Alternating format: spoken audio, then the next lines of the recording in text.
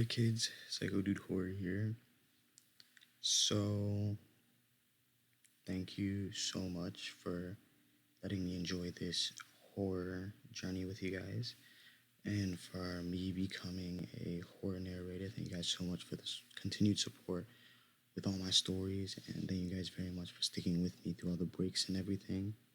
So now I finally bring you The Day I Hired a Hitman on myself complete. This is the complete story, all in one video.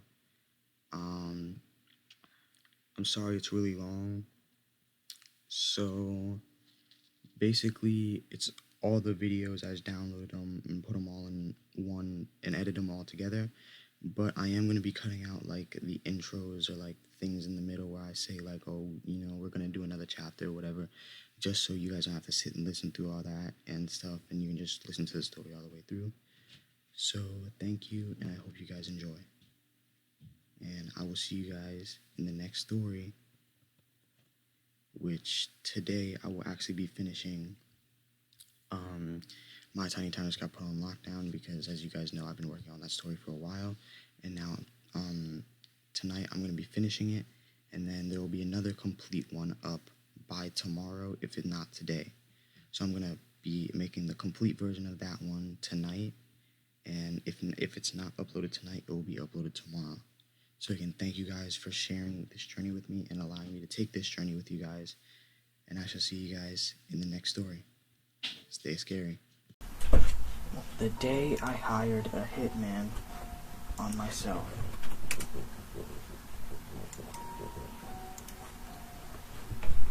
So, I'm in some random Starbucks in the middle of downtown Las Vegas, typing this out for reasons that are beyond me.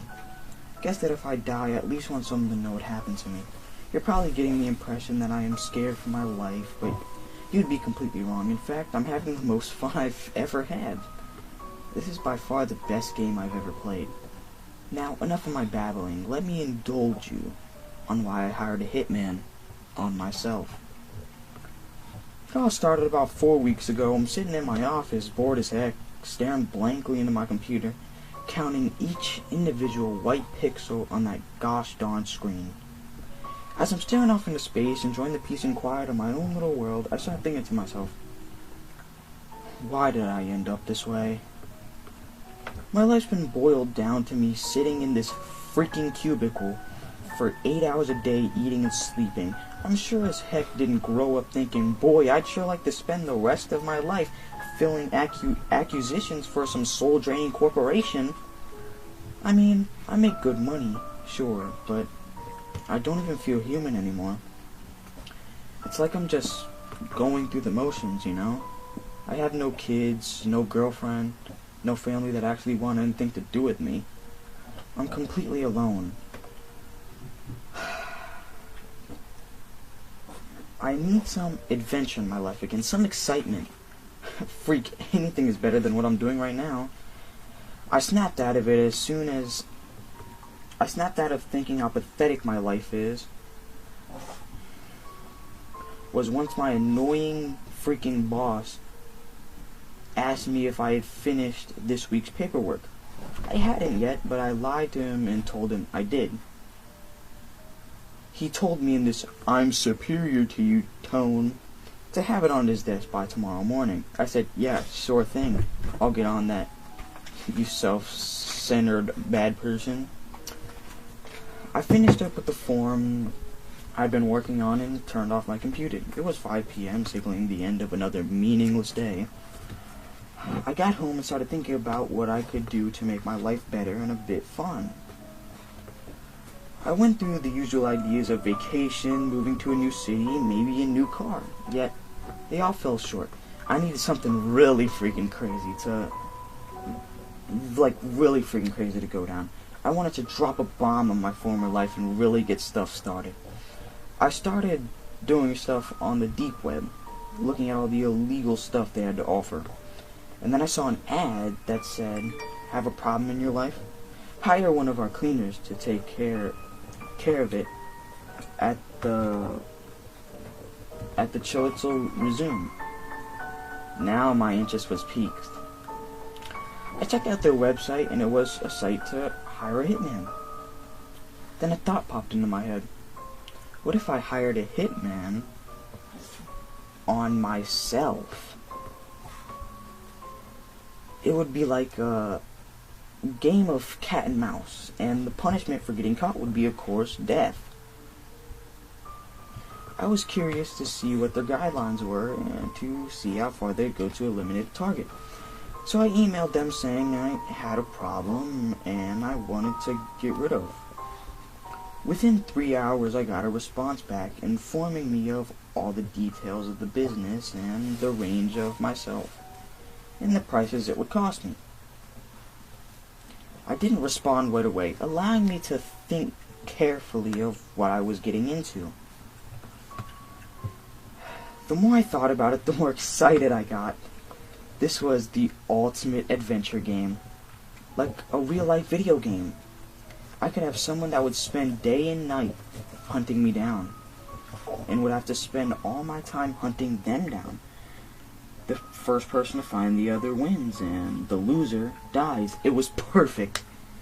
So I went back into work the next day knowing it'd be my last day there, and I did what every cubicle monkey dreams of doing. I told my boss that he could go frick himself, told the smoking hot receptionist that I would bend her over the desk and frick her brains out, and destroyed every last form and file I had in that place, or prison, just to make things harder for all the bad people I worked with. Then I got to work on setting everything up. I went out and bought myself a 50 cal sniper rifle, also stopped by this nifty little spy store in my city and picked up a few things. A few objects with discrete cameras in them and allowed me to watch through my phone, bug detectors, and a voice changer. I then took $30,000 from my savings account and converted it to Bitcoin. After all that was completed, I contacted the man who first emailed me and gave him all my info and told him that this man would be very hard to catch as he travels a lot and that he may be armed. I told him that I didn't want one of his regular cleaners on the job. I wanted the best they had to offer. Shortly after sending the email, I received a message back informing me that they would send one of the best, but it would cost a little bit more. He also said that as soon as I sent the payment, they would get started. The last line of email he sent me made me realize stuff was getting serious very quickly.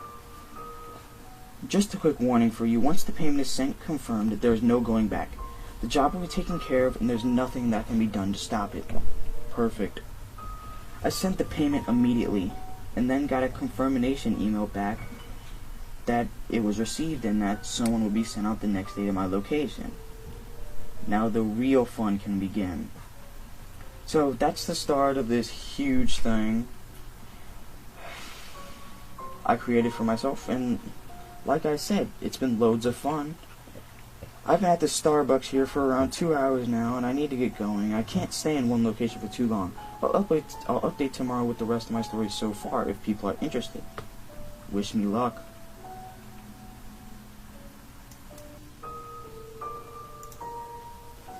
Hey guys, still alive and whatnot.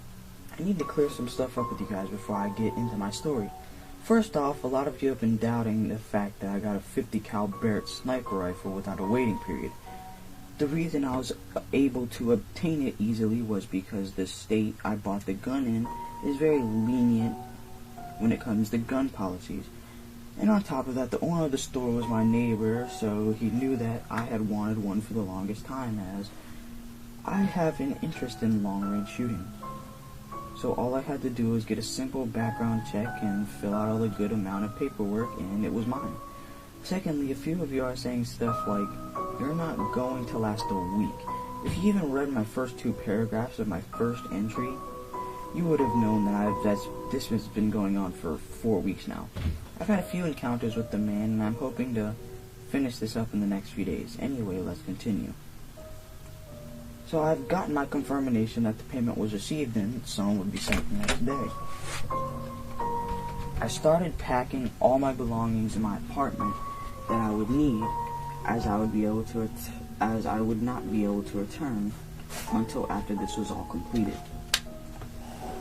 I packed about a month's worth of clothes, all my electronics that I would need, all my guns and spy gear that I bought myself, and a few other miscellaneous items that I would need, like a toothbrush or shampoo. Once everything was packed up, I went over to my friend's house that had an older car for sale that was registered in my name. I asked him if I could trade in cars for reasons I couldn't get into, and gave him $2,000 to just keep the car in his backyard and look after it. I figured if this Hitman agency was any good, they'd look up my DMV records and know what kind of car I was driving, and my license plate, which could make it a lot easier to find. He agreed and told me to look after myself and be careful, so I set out to my old apartment. I set out to my old apartment that night to put all of the things I packed into my trunk in the back seat. I also set out a little note on the coffee table in the living room that said, "Tag, you're it," just to frick with this guy and to give him a little heads up that this wasn't going to be an average hit. What fun would it be if he didn't know that this was a fun little game? I now had everything I needed to go on this hunt, and a car that couldn't be traced back to me. Before the day ended, I went to Walmart, picked myself up a prepaid smartphone, and then dismantled my old phone so that I could not be tracked via GPS. Because it got too late, also, I stopped by the spy shop again and picked up a magnet GPS locator. You know, the kind of that Walt and Hank from Breaking Bad put under Gus Fring's car to follow him. After that, I was fully ready for this. No turning back now. I went back to the area and found my apartment around 11 p.m. and parked about 2/3 to 3/4 of a mile away to wait. No way I could stay the night there and allow this guy to get the drop on me while I was sleeping. I sat in the passenger side of the car to make it look like I was waiting for a friend to come back to the car to not freak out the people who lived in the apartments I was in front of. They said they'd be sending him out the next day, so I had to sleep in the car and wait for him to arrive. I went to sleep around midnight and woke up around 7. I took out my nice deer hunting binoculars and waited and waited and waited.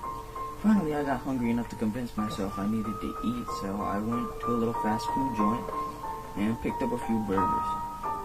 I went back and parked in the same spot I was before. It was around 5 p.m. at the time, and I figured this guy wasn't going to come during the day, so I fricked around on Reddit for a few hours until it got dark. I finally got bored of Reddit, so I went back to watching my apartment.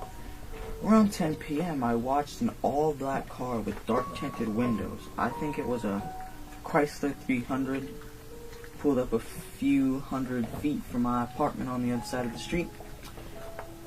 It looked a bit fishy on the account of that it had out-of-state license plates.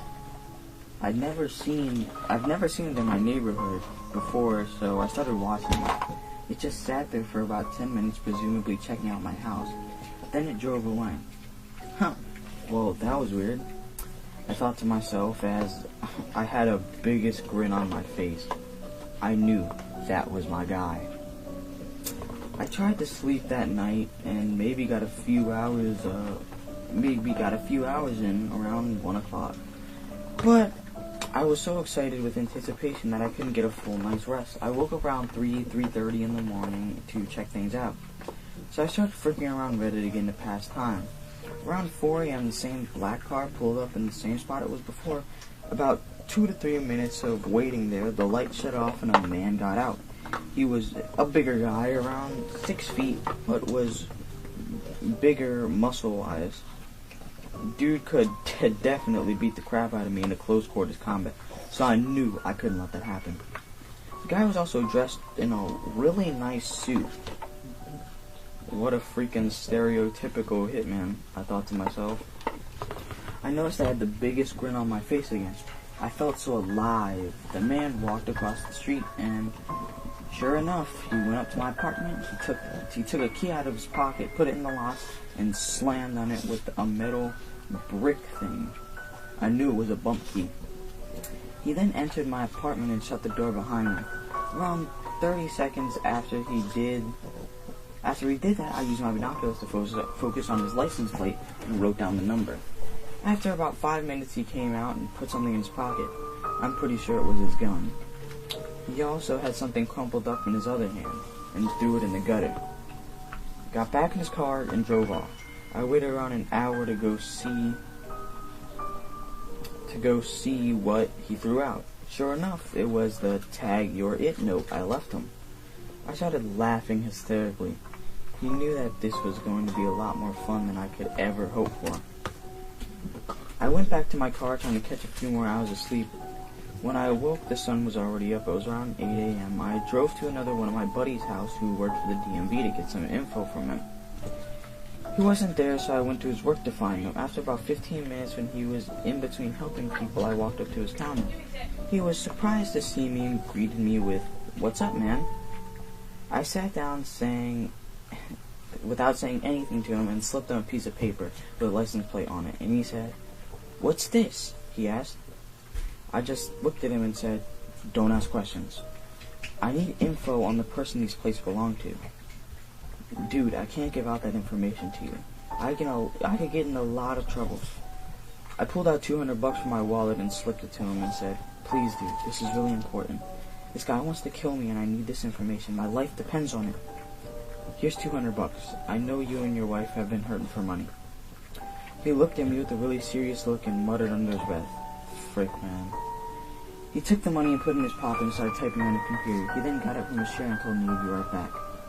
About a minute later, he came back and with a few sheets of paper. This is everything I could get on the guy. I looked at him again with a serious face and said, Don't mention this to anyone, even your wife. This guy is really dangerous and I don't need you getting involved. And make sure no one can trace this back to you. The fact that you looked up this information." He looked back at me and said, "Okay." As I was getting up to leave, he just said, "Take care of yourself, man, and be careful." I told him that I would, and that I couldn't thank him enough. I walked back to my car and started studying the piece of paper, and once again I had a huge grin on my face. I now had a bunch of info on this guy in my hands. I knew who I was dealing with. I'm not disclosing the man's name due to concerns for myself and his family, so we'll just refer to him as Mike. Mike was 35 years old and was registered to an address in Arizona. Like I thought, it was a black Chrysler 300. Now that I had the info I needed, it was time to stake out my house a bit more. When I got back, it was around 1 p.m. and I parked a bit farther away this time. I sat in my car about another hour, and when it was 2 p.m., when 2 p.m. rolled around, I saw the same black 300 roll up, about 2 blocks away from my place again. Further away than last time, but close enough to watch the place thoroughly. I was only about a mile away from him, and he didn't even know. So, the Burger King I'm in is pretty much dead now, and I've been here quite a while. I need to get back to my hotel and start planning some stuff. I'll try to post tomorrow when I get a bit of free time around 5 or 6 p.m. Until next time, no sleep. Until next time.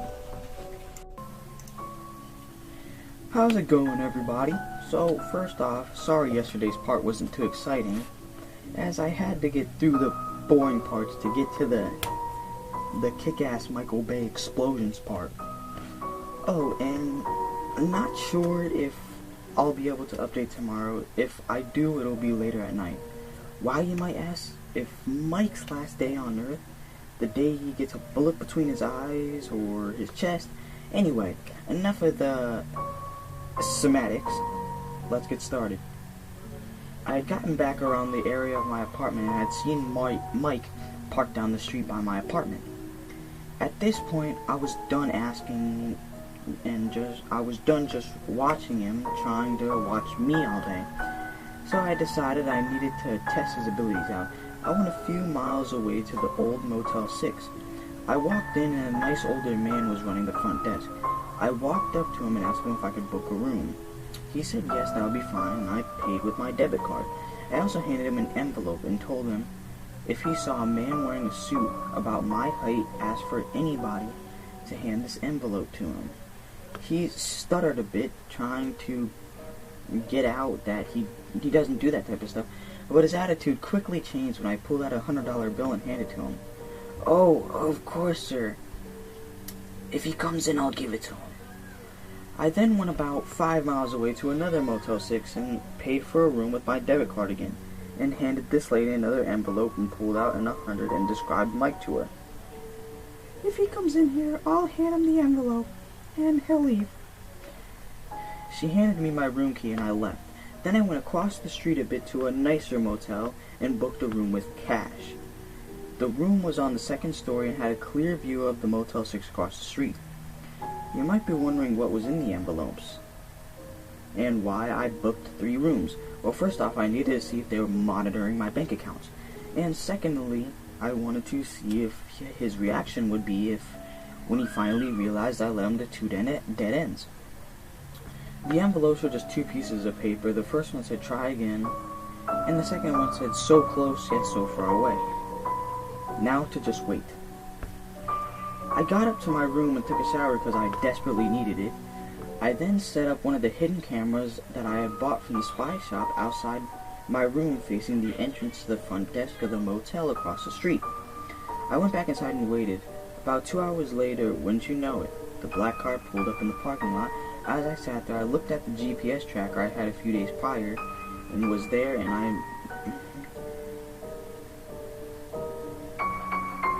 that I had bought a few days prior and knew I had an opportunity to put it on his car so I could track him. The only problem was if I ever attempted to get close to his car, he'd know I was there and might even start shooting at me. I pushed the curtain of the window to the side and looked around. I saw a couple of teenagers on bikes freaking around in the parking lot of the motel I was in. I put on a baseball cap and went downstairs, trying to face away from Mike's car the whole time. I walked up to the soda machine that was downstairs and yelled at the kids to come over here while I was waving a $100 bill in the air. After all, I'm sure those kids would love some cash to frick around with or buy some pot. After looking at each other, they came over to me and asked what I wanted. I pulled the GPS locator out of my pocket and told them if they wanted to make a quick buck, all they had to do was wait for the man in the black car across the street to get out and walk into the lobby of the motel and hide it underneath the bumper somewhere where he would have a hard time finding it. "How are we supposed to do that without him figuring out what we're doing?" one of them asked. I thought about it really quickly and said, "Just ride your bike behind the car and one of you pretend to fall, and then as you're on the ground, stick it underneath." They all looked at each other again and snickered and agreed. I turned it on and handed it to one of them, and then handed the $100 bill in the other one. As he grabbed it, I held on to it and he looked at me with a questioning face as why I wasn't letting go. They all looked at me, and I looked each of them dead in the eye, and I said, "If you kids run off with my GPS locator and my $100, I will find you and I will kill you and your families." I'm not the type of guy you want to frick around with, got it? Their smiles quickly faded and they all nodded. "I'll be watching from somewhere to make sure that the job is done. You boys have a nice day." They slowly turned back around and rode across the street, not knowing what I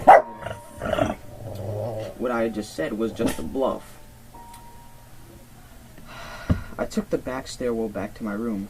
As I got in to check the motel, the kids entered the camera's frame, and just as they got near the back of the car, one of the kids fell, and I saw him reach his arm underneath the car. He then got up and rode off. About a minute later, I saw Mike leaving the motel lobby. He opened the envelope, read the paper, and then crumbled it up and threw it on the ground. He then got out his phone and called someone while he was walking to his car. He got in and left after putting his phone back in his pocket. I had another huge grin on my face, knowing that I was slowly winning the game. I got into my laptop and watched the little red dot slowly getting further and further away. After about an hour, I decided to go and check up on what Mike was up to, hoping to find the hoping to find the locator of where he was staying. I drove to the area where the GPS locator was stopped at. I parked about a half-mile away and started walking to his location. It was a little parking lot for a Mexican food restaurant, but as I scanned the parking lot, his car wasn't there. I walked up to the front of the restaurant and I could see that the entrance there was a little manila envelope. I walked up to it and opened it. All that was inside was my GPS locator and a note that said, "Tag, now you're it." My smile and thoughts were cut short as a little hole exploded out of the pillar I was standing by. As I ducked behind the pillar, another hole was created in the brick wall that was now in front of me. Frick, he's shooting at me. Where's the sound of the gun, though? I quickly thought, he must have a silencer. Crap. I completely fell for his trap. I'm such a freaking idiot. What the frick do I do now? I pulled out my 9mm and peeked my head out from the pillar. I couldn't see him. Frick. I had no choice but to run. He was closing in on me. I ran into the restaurant, went through the kitchen as a bunch of Mexicans were yelling at me. I darted out the back door. I ran to the alley that the back door led to, my adrenaline pumping. As I neared the end of the alley, I heard something whiz by me, tearing the side of my shirt. Almost out of the alley, I ducked behind a metal dumpster. I chambered around, popped out of it, and shot at him twice. A loud ass bang sound shot of the bullets exited the end of the barrel. Frick, everyone's around's gonna hear that. And this guy has a goddamn silencer, so I'm cornered. I heard another bullet strike the brick wall. I looked back and saw a huge chunk taken out of the corner. I ran as fast as I could, looking around. I looked around while he looked around trying to find me. For a guy of his size in a suit, he was sure pretty damn fast. I then hit a red light a few cars around me, and I could still see him running in my direction trying to look for me. I could tell he still didn't know what kind of car I was in. By the way, he was behind us in another car in the left lane. Come on, frick on, light, turn fricking green. I was freaking hysterical at this point. The man that wanted to kill me was about 15 feet away, and all he had to do was look hard enough through the tinted windows that he would see me. He then continued walking, pulled out his phone. Right as he hit the street corner, the light turned green. I freaking gunned it. As soon as I knew that he was away from me, I started laughing louder than I've ever laughed before. I was so close to death, and yet I never felt so alive. This is exactly what I needed, and I actually couldn't wait for our next encounter. Only next time, it would be on my terms. About 15 minutes had passed as I lay in my bed contemplating everything, and I got a phone call. I looked at my phone, and it was a number that I didn't recognize from a 480 area code. I answered, "Well, hello there. You left so soon. We didn't even get to play. Who is this?" I asked like a dumbass. I knew who it was. "Don't worry who I am. It's yourself that you need to worry about." I started laughing. "Oh, Mike, my buddy, it's you. I don't..." "How do you know my name?" he snapped. "You shouldn't interrupt people while they're talking, Mike. It's quite rude. As I was saying, I don't think I need to worry about myself too much. I'm it now, though, so I'll be seeing you soon," I said. A few seconds of silence followed, and it sounded like he was in a car. "You'll be seeing me sooner than you think." And then he hung up. I knew what he meant by that, but I needed to get the frick out of this hotel and into a new one. I wrote down the number he called me on and packed all my stuff up and got out as quickly as I possibly could. As I was leaving, all I could think of was how the frick he got my number. I threw the phone out of the window and it kept driving. As I was driving away, I saw his car pull up in the motel parking lot I was just at.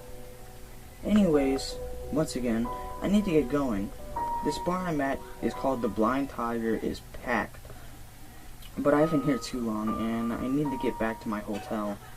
I also need to start prepping for tomorrow, Thanks for reading, guys. Until next time. Well, frick me. This whole goddamn time I've typed out in this, and then my laptop died. So now I gotta write this whole fucking update again. If it wasn't for all the support and PMs asking when the next part will be out, I wouldn't have even bothered typing this all out again. But I know the feeling of getting your daily fix, and I didn't update yesterday, so I'm due to some events. So I guess I'll start all over. Anyways, frick me. Let's just get started again. I ended the last update with me driving away from my motel parking lot, and after a few seconds of me pulling out, Mike pulled in. If I had left even a few minutes later, he would have caught me in my room packing my shit. Or me packing everything up into my car. Did he think I was an idiot that wouldn't change places after he ended our conversation with "you'll be seeing me sooner than you think"? Or maybe he's just having just as much fun as I am with this game. After all, you don't take up this line of work without at least partially enjoy killing people.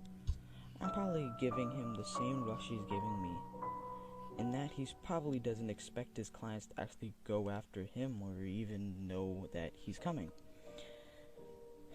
Anyways, I got to my next hotel and took a shower that I desperately needed again, while singing that stupid freaking Iggy Pop song, "I Did You I." Who dat, and shaking my ass. It's like a freaking brain parasite, and the only way to get it out is to sing the song of its people, or some shit. I don't know, sue me. After I got out of the shower, I passed out on the bed after almost having killed a few hours prior. When I woke up, I knew I needed to get going again. After all, I was it. I went to Walmart to pick up a new phone and some supplies to make a few suppressors. Yes, I said suppressors instead of silencers, you happy now, gun fags. Anyways, as I walked down the aisles, watching all the fat-ass Americans on their scooters because they're too freaking lazy to walk, I started contemplating about how Mike even got my number. I picked up my new phone and a few cans of Cheese Whiz, along with a few other supplies for my suppressors. And no, I'm not going into on how I made them. I just pulled up the first guide online that showed me how. They're a real pain in the ass to make, you know. A few of you guys' suggestions on how to make them seemed a lot easier. Anyway, I was checking out, I took out my cash and looked at my phone I was about to buy. It dawned on me that when all of this started, I paid for my first throwaway phone with my card. I'm such a freaking idiot. That's probably how they tracked me down. I paid for everything and got back to my motel. The first thing I did was do some research to see if it was possible to get a phone ESN/MEID number just from a purchase. It turns out that it is possible to do. It just was a difficult process of going through Walmart's purchase database or the phone's manufacturer database. Frick, another mistake on my part. If I keep freaking up like this, I'm gonna end up dead. I took the rest of the day to make suppressors for myself, and turns out they're pretty good, except for the huge freaking Cheese Whiz mess that I had to clean up. I now had one for my 9mm and one for my P90. After all that was done, it was dark out. I wanted to see if Mike would somehow be able to find me with no card activity or cell phone at his disposal. So I waited. A day passed, then 2, then 3. After about a week and 3 hotels later, I figured out he was only able to track me when I used my card or slipped up somehow, like anyone who doesn't know a hitman is following them would do. Unless he was watching and studying me the whole time, which I doubt he was doing. By the end of the week of sleepless nights and constantly looking over my shoulder, I was almost completely out of cash on hand. I knew I needed to hit a bank or an ATM as soon as But as soon as I withdrew some cash from my account, they would instantly know I did, and the location I got it from. After a bit of thinking about this, I figured I could actually use this to my advantage. So I set out a little surprise little old Mike.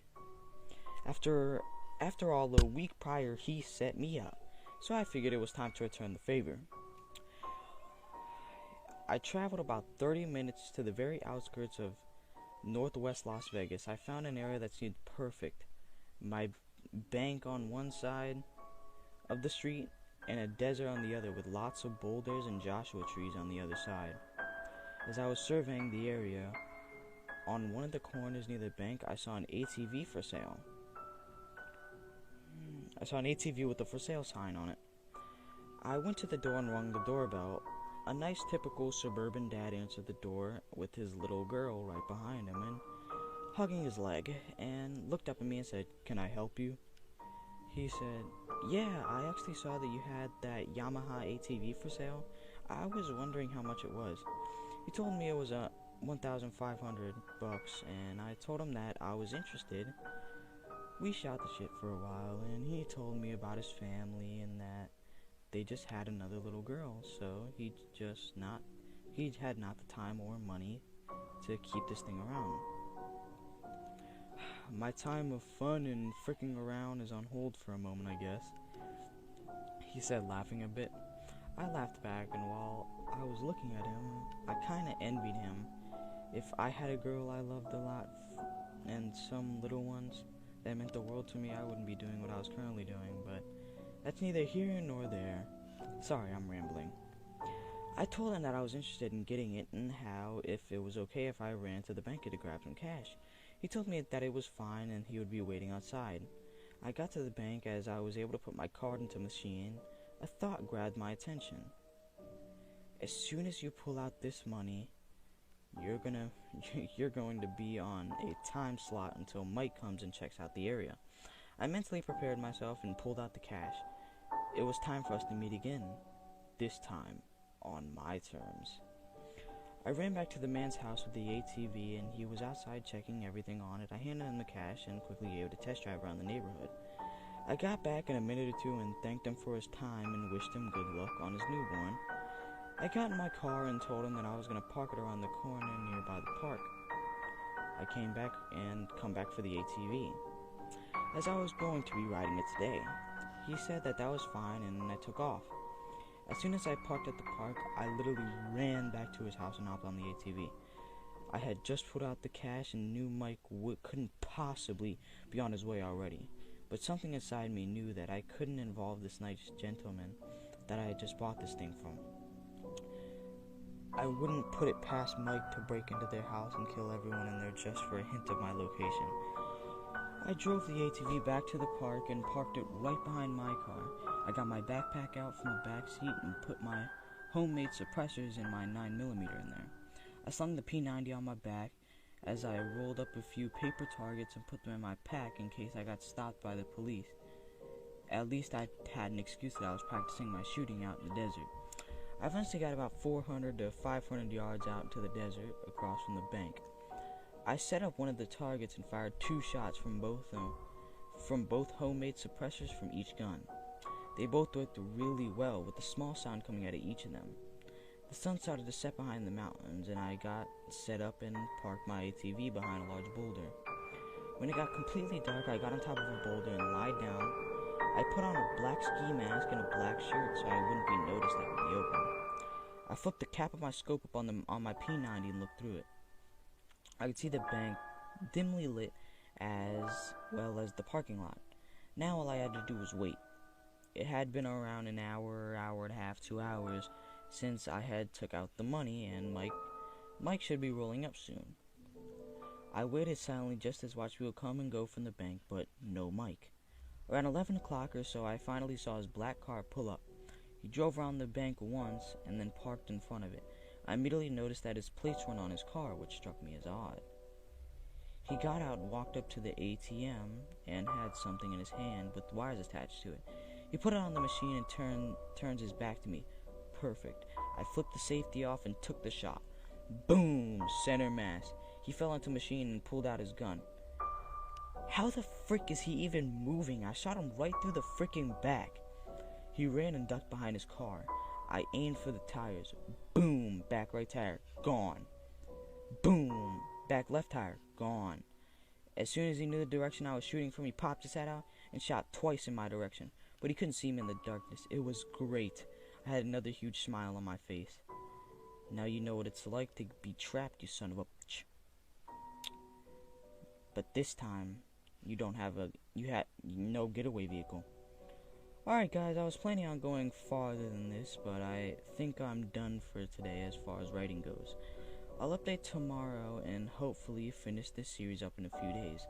I'll stick around but for a bit to answer questions and whatnot. Thanks for reading. Until next time. Edit. Holy shit. Thank you oh so much you gave me this gold. This is the first time receiving it, and I thank you so much, kind sir or ma'am. You're freaking awesome.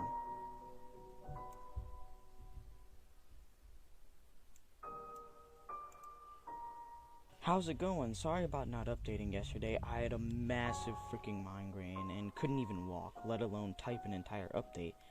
Anyway, here we go. I was sitting on top of the boulder and I had just taken a shot at Mike, who was standing in front of the ATM.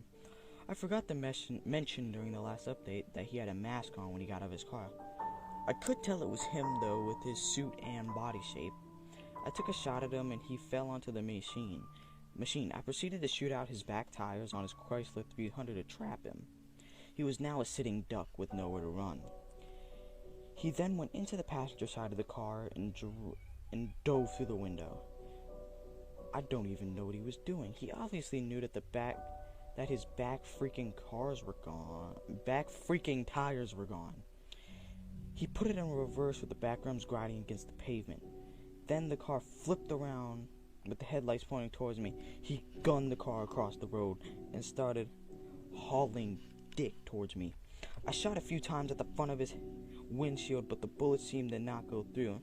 I figured that had some sort of light bulletproof glass or something of sort. The car had now hit the desert, still accelerating about 100 yards from the boulder I was perched on. I saw the driver's side door open and him bail out.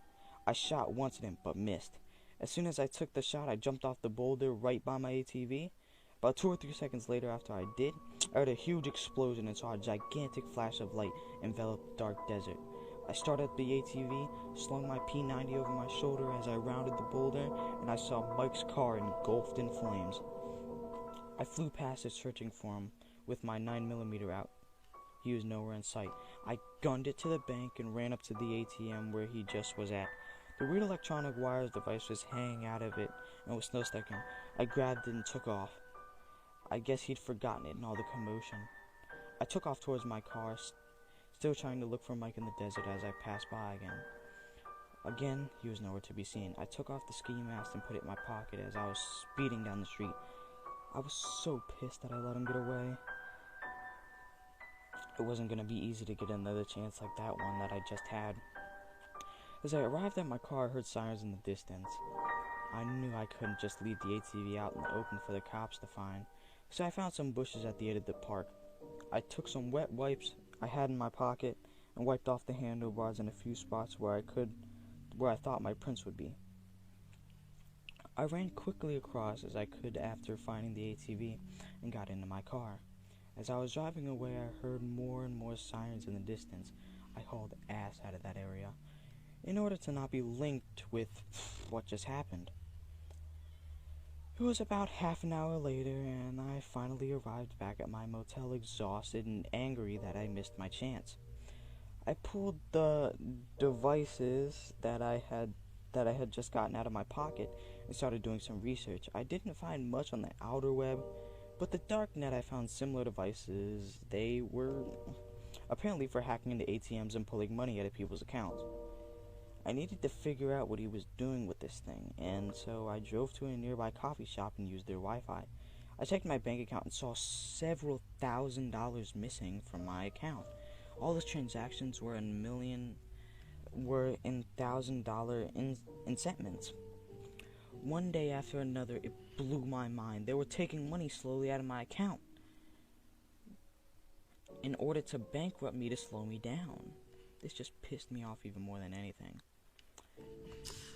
They weren't playing the game that very fairly. Mike, whatever the frick that's supposed to mean. I went back to the hotel and crashed. When I awoke, it was already daytime, around 10 a.m. I finally got a good night's rest. God knows I needed it. I sat up in my bed thinking technically Mike was it now, and I figured he'd be a bit pissed that I caught him by surprise.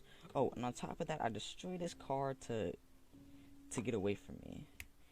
And he probably had to walk for hours and hours back to his motel or call a taxi. It made me smile that I put him through all that. He really went through a lot to get out of that situation. I mean, his goddamn car is rigged with freaking explosives just in case he was put in that situation like that. It dawned on me that I wouldn't know what vehicle he was in now, which would make my life much harder, which he could be in any vehicle at any time, which sucked.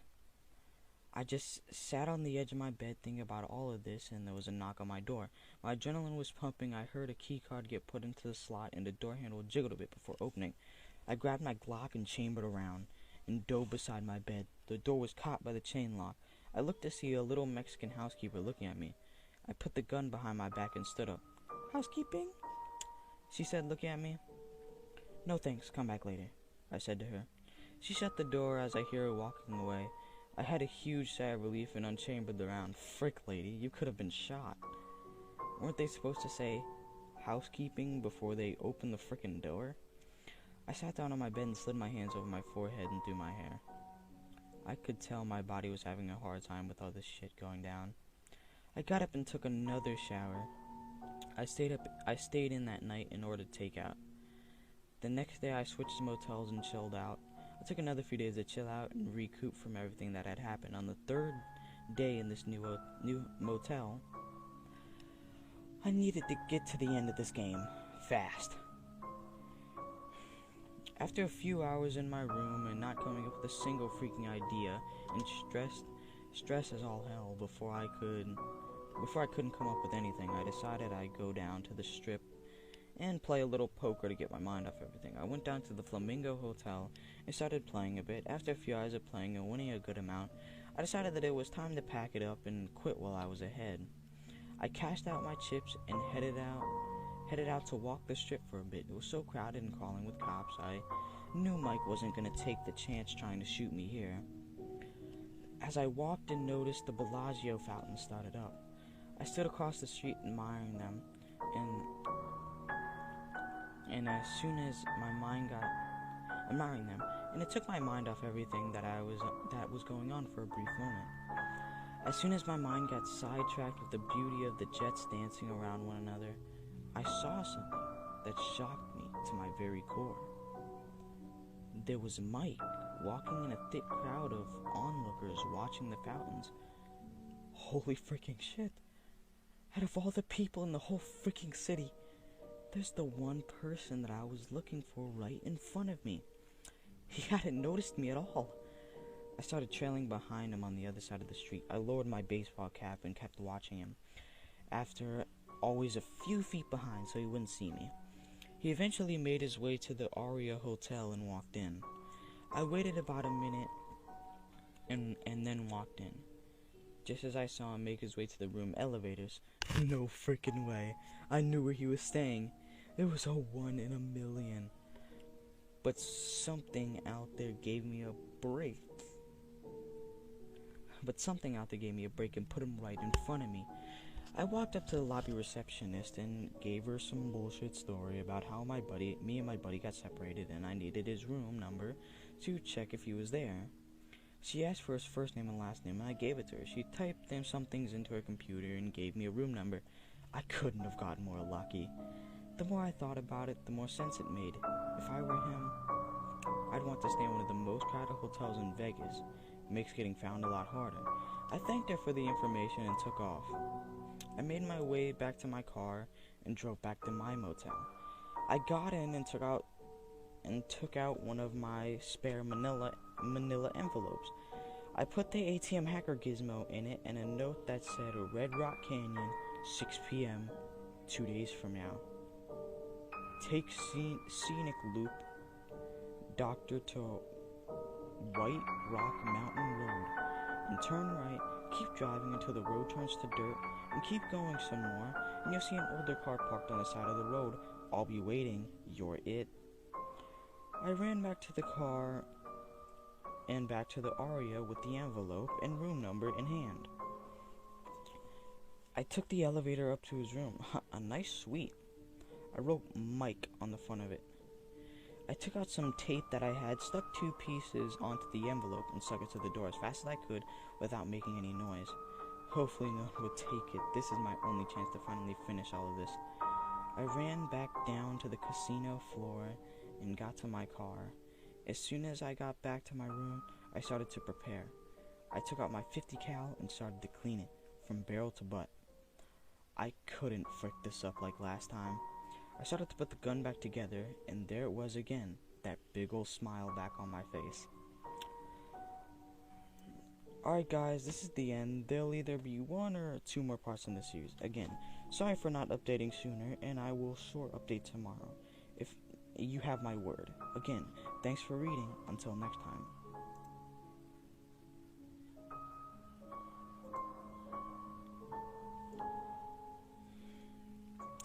Hey, first off, I want to apologize for taking so long to update.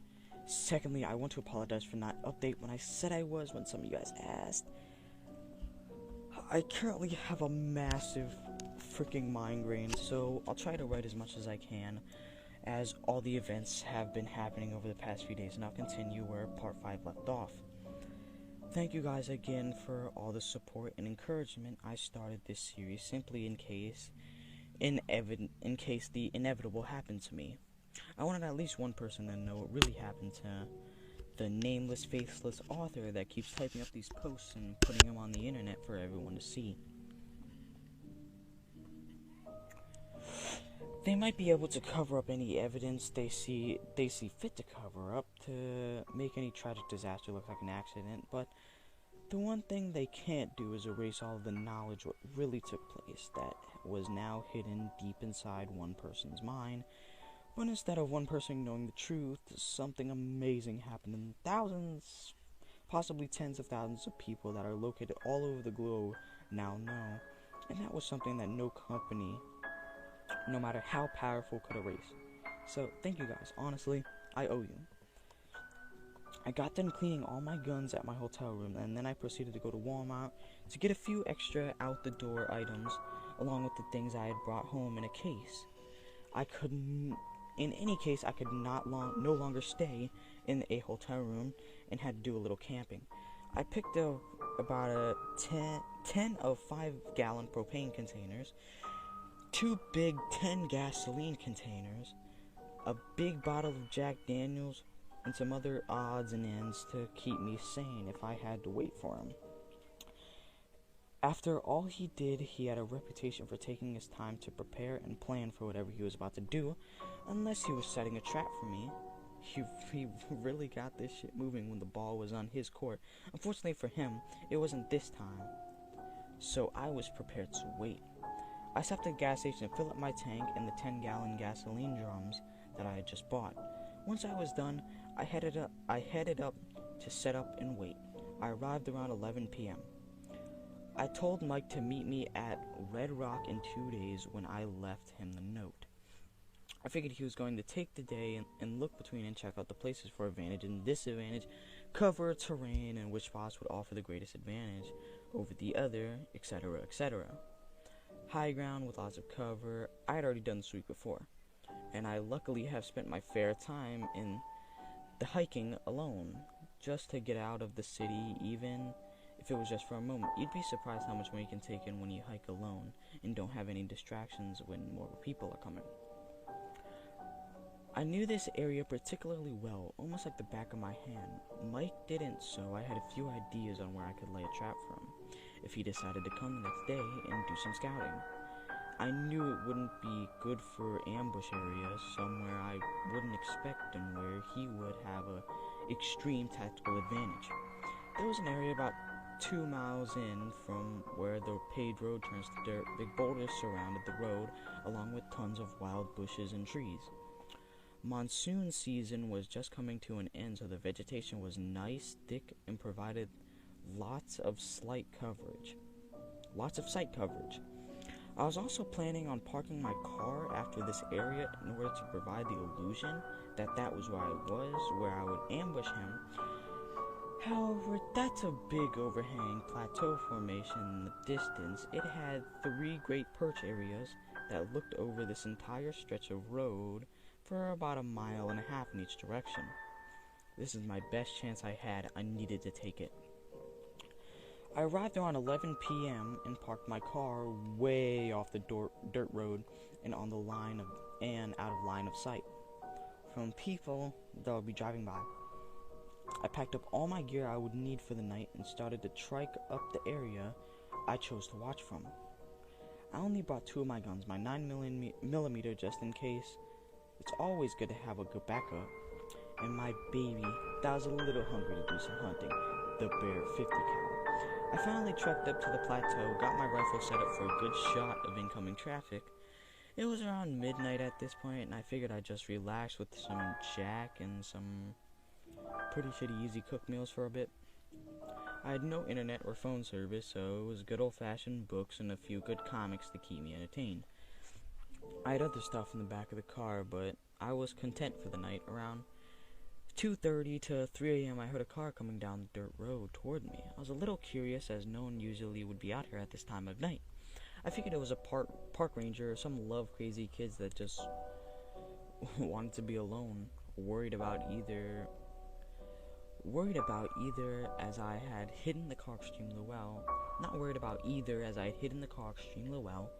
and didn't have any electronics or anything that would alert people to look up in my direction. I watched as the car got closer and closer to the area. I was planning on leaving the car for Mike to see, but a blue Toyota RAV4 had rental stickers on the side of the car, which made me think that it was some tourists enjoying the desert at night. But then once I started thinking about it, someone who doesn't know the area, especially while traveling at night, wouldn't even leave the scenic route about, let alone come to some random off-trail in the middle of bumfrick Egypt. It dawned on me that Mike probably had to rent a car as well. His blew up. Oops. I waited for a minute after being stopped at the area for a minute. Someone got out of the car, and holy shit, it was Mike. He had a freaking big-ass bulletproof jacket on, along with some huge assault rifle. It looked like an AR-15, but way more decked out, and more like something freaking Rambo would use to mow down people in the forest with. I waited for him to drop his guard and look around a bit, and I took a shot. Missed by a bit. Holy shit, how dumb could I be? I didn't reset the scope after cleaning the gun. Freaking details, man. So, I went to another perch point and reset the scope. Then I added a bit of other things into the equation, like distance and angle, and everything checked out. Mike was behind a boulder that was blocking my view and where I had shot him at first. But this new perch was just right by the side of it. He slowly inched his way into my scope, and I lined up the shot. Boom! Holy frick, this gun sounds beautiful. The bullet drop was a bit more than I anticipated, so I hit him in the knee. The bullet blew his freaking leg completely off his body from the knee down. I shot out the gun 3 times to disable it and emptied the clip. I had made my way down to him, and he was looking at me with a shocked look like, "How the frick did you hit my leg?" I put a tourniquet on his leg, but of course searched him for his weapon first. He still had that original 9mm with a suppressor on that he first shot at me with. Memories, man. I then shot him up with an EpiPen I always kept in my first aid kit to keep him alive a bit longer. A bit cruel, yes, but I didn't want it to end just yet. I had other things for him to see. I dragged him over to his car and put him in the front seat so I could watch him. I went over to him with the bottle of Jack and asked him if he wanted a last drink. He sure took that freaking opportunity up. That's for damn sure. I loaded all of the propane tanks into the back along with both of the gasoline containers. We drove for about 45 minutes, him barely awake but still fully conscious, and really enjoying the Jack. We got up a little ways back to the HWY in Mount Carlston and eventually got a good straightaway with a sharp turn at the end, but nothing but a little guardrail between the road and about a 13,000-foot drop. I found a good-sized rock on the side of the road and started to pour gas all over the inside of the vehicle. All Mike did was close his eyes and wait. When I was done and about to launch it, I went up to the door and asked him a simple question. You want it fast and quick, or long and horrible? Looked at me with a smile and held up a nearly empty bottle of Jack. Fast, but let me finish this first. He chugged the rest of it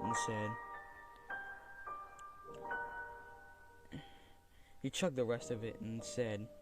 something I'll never forget. I definitely don't want to die just yet, but you sure set up a hell of a game for your hell of a freaking game for yourself. He knew I had put the hit on myself right after I left him that very first note in the apartment saying, "Tag, you're it." He looked forward out to the windshield and up to the sky and said, "Do it. Make it quick and clean. And light this fucking thing and get the fuck out of here." Until the very end, he was a damn good sport about it. If the tables would have been turned, I don't think I would have been so nice about it. Boom! In one temple, out the other. I set the gas on fire in the back first, and then placed the car on drive. I then let it fall on the gas pedal, and the car took off. Straight to the right a bit, but it was going pretty damn fast. By the time it hit the edge, I was walking for about 5 or 6 minutes before the propane tanks exploded. They can handle a bit of heat, I guess.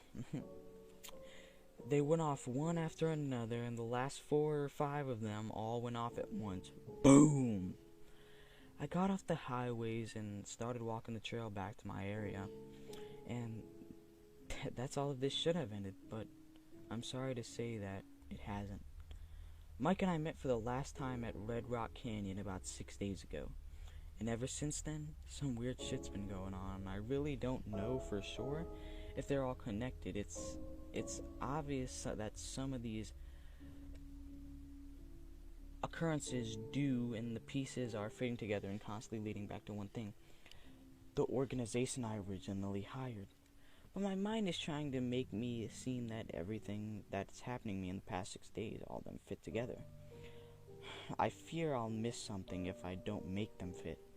Something that would end up saving my life possibly. In the end, I'm just mashing up all of my experiences and clues I've gathered from the past 6 days, trying to find some sort of picture of the game they're playing with me. All I know is that ever since Mike and I finished our game of tag, my life has gotten completely turned upside down. Enemies are everywhere, and worse yet, I don't even know who they are and what they look like and what they want from me. I can't trust anybody except for the people I knew before starting this game in the city. And in this city, I don't have a whole lot of options. First off, for the past 6 days, I've been having massive migraine headaches. It literally feels like an ice pick slamming the different parts of my brain with each pulse of my heart. I got regular light headaches, even so often like any other person does. They were nothing some Advil couldn't fix. These are different. They're happening every freaking day, multiple times a day, and nothing I take gets rid of them. I have to wait for them to pass, which takes a few hours. I can barely stand when they happen. The light aggravates them. I even have to set my laptop on its lowest light setting to minimize this. Secondly, 3 days ago, I was waiting for a light intersection in Henderson, a city connected to Los Angeles on the south side. The left turn light turned green, but key other lights for people that wanted to go through the intersection was still red. So I remained stopped, patiently waiting with no other cars in front of me. The first car turning left started through the intersection. Then out of nowhere, a car going at least 60 or 70 miles per hour barrels through and T-bones the car. The car that was T-boned was spun a few times and ended up on the other side of the intersection, finally stopping by the corner of the sidewalk to the left of my position, while the other car that sped through the stop barely made it through the intersection, coming to a grinding halt as its engine dropped and front completely caved in. Everyone slammed on their brakes and the intersection was pretty much wide open, so I hit the gas, drove through, parked my car in front of her with my right side wheels up on the curb. I jumped out of my car and ran to hers, praying she was okay, and attempted to open the driver's side door, but it was caved in all the way. The other car had impacted, so the door lock was busted to shit from what it looked like. I ran to the passenger side and unlocked the door through the broken window to see the unconscious woman strapped in what looked like a metal death box. I had an unbelievable sense of recognition come over me, like I knew her or had seen her somewhere, but I had no idea. Like when you're walking past someone that you've seen shooting at your favorite grocery store, or recognizing someone that jogs around your block in the morning, only this time you're both standing in line to buy a movie ticket. You recognize them, but you don't know where, and you know you've seen them around somewhere, but you can't remember exactly where. I quickly pushed it out of my brain in order to focus. I tried to get her out of her seat, but I couldn't access the belt buckle latch attached to the seat, and I was completely encased by the caved-in driver's side door. I searched my pockets frantically for my pocket knife and cut through the belt. As soon as that was done, as I carefully as I could, set her down on the curb, just outside the passenger side of the car. Adrenaline is quite the chemical when it fully kicks in and is flowing through your body. She felt like she only weighed 30 pounds when I picked her up. As I was laying her down on the sidewalk, I saw a little chunk of metal sticking out of her, right of her right thigh through her tight jeans. It was protruding out about 3 inches, but I had no idea how far it extended into her thigh. I took off my belt. It's funny, I actually refer to this as my lucky belt. Ever since I got away while running from the cops drunk in college, and because of all the other ridiculous situations I've gotten out of while wearing this, it's stretchy with no designed loop, so it fits around anything as small as a stop sign post to something as big as the fattest contestant on the season premiere of The Biggest Loser. I slipped it around her leg and pulled it as tightly as I could, a couple inches above where the metal was sticking out. Right as I did that, she opened her eyes very slightly and looked at me. In a few seconds she closed them and she blacked out again. I kept my fingers on her neck to feel her pulse, and it was there, faint, but it was there. I lifted up her leg really quickly to see a red pool of blood and a stain as a pool of blood started gathering around and underneath her thigh, trapped there due to her tight, skinny jeans. Every 30 seconds or so I checked, and thankfully it wasn't getting much bigger. Looking back at it, it seemed like time itself was going slow, and as I got her out of her car and tended to her injuries, I completely blocked out the world around me. As soon as I knew she was going to bleed out, I heard the faint sounds of sirens in the distance. Reality snapped back as soon as I looked to survey the scene. Mostly people were just standing around on the opposite side of the street where I was, some on their phones, presumably to 911, and others just shocked at the accident they just witnessed. I looked over to see 2 people pulling the man who ran the red light out of his car. His car, about 2/3 in length as it used to be. Even a bit of the front doors of the car were warped a bit. Explains why he couldn't get them open. It maybe took the paramedics 4 or 5 minutes to get to the scene, but it felt like an eternity. 2 ambulances came flying to their location. One went and picked up the other, parked by the other man's car, and one parked in front of mine. I checked their pulse one more time, and it was still there. Faint, and it damn sure seemed to be clinging to life. But nevertheless, it was there. As she, as as soon as he took her vitals and gave her a quick look, he asked me for a quick summary of what happened. I explained, and she was going to make it. To my relief, she said yes, and explained that she might not have made it if it weren't thanks to me. Putting the Mr. Lucky Belt and the fact that I had left that object in her leg. I learned as a young boy in Boy Scouts never to remove an object that's stuck in a person, as it can lead to more blood loss and then very quickly death, and proper tourniquet placement on the arms or legs to prevent a person from bleeding out. I chuckled a bit inside. Who would have freaking imagined that I would actually put the stuff that I learned from my first aid badge to use in real life? He asked if I wanted my belt back, and I told him no, to attach a note to it and explain that it was her lucky belt now, and that it saved her. We laughed for a quick second, and then he agreed as I turned around to see a police officer was approaching me.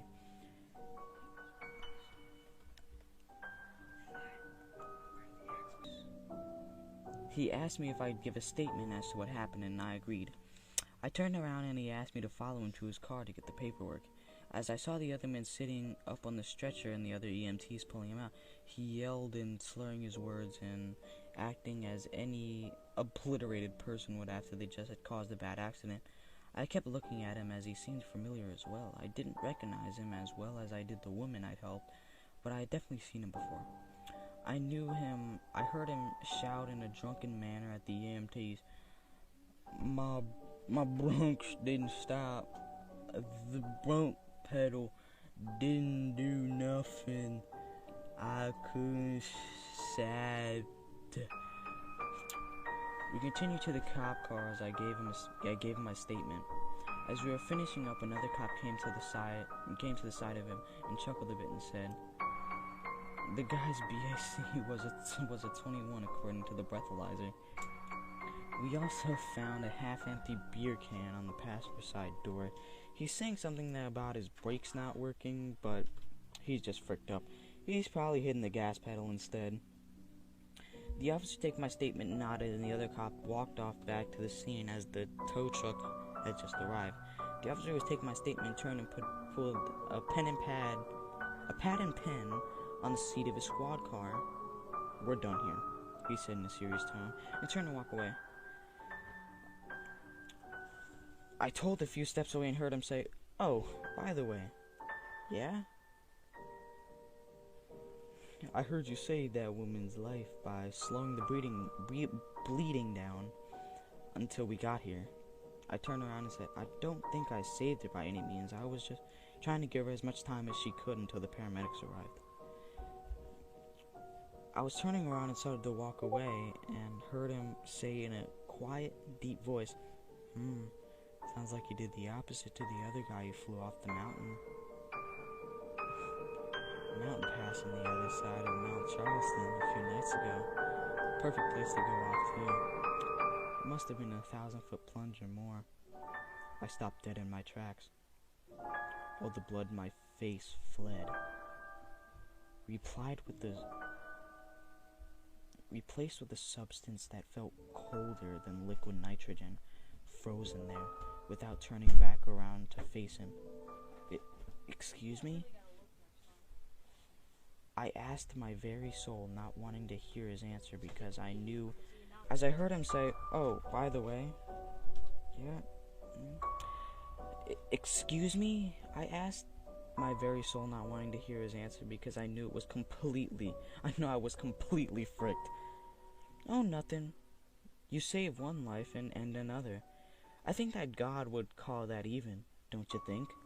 he said, his voice getting more and more cheerful after each syllable left his mouth, like a proud hunter knowing his prey was cornered and no possible way to escape. Feeling like I was frozen in a block of ice, having nowhere to go, I replied, I can't really say. God hasn't said anything to me yet, but I'll let you know when he does." As I spoke, I literally felt like a dead man walking, like this man behind me was taking the very energy out of my soul as he stared at me. He started laughing. "Well, who knows? You might get the chance sooner or later, don't you think?" he said, and then his voice suddenly going back to the previous deep monotone darkness it was before. but who am I to say? I heard him turn around and take a few steps into his cop car and shut the door behind him. I was just standing there frozen until I heard the car door shut, causing the regular world to return as I slowly walked back to my car. And after this occurred, my laptop I was using as a catalog after everything before to check my bank accounts was pretty much all the information on it that I needed to stay ahead started acting up about a week ago, randomly closing internet tabs, me being in the middle of writing an update on no sleep on my laptop would shut itself down, and the final straw was when my command bar popped up on its own and writing out, "We are watching, we are everywhere," without me even touching my computer. They now had complete control of it, and it was useless to me. So I had to get a new one and make sure that doesn't get hacked. Anyways, guys, looking back at what I just typed, I pretty much wrote a whole freaking prologue to what happens after the game. I'll update if it continues on from here, but don't count on every day or every other day updates like I've been doing. Thanks for reading, everyone. And oh, sorry if there's typos. I had to type this all out very quickly because they seem to show up within a few hours of wherever I go. Later, it's been fun, and I hope you've enjoyed.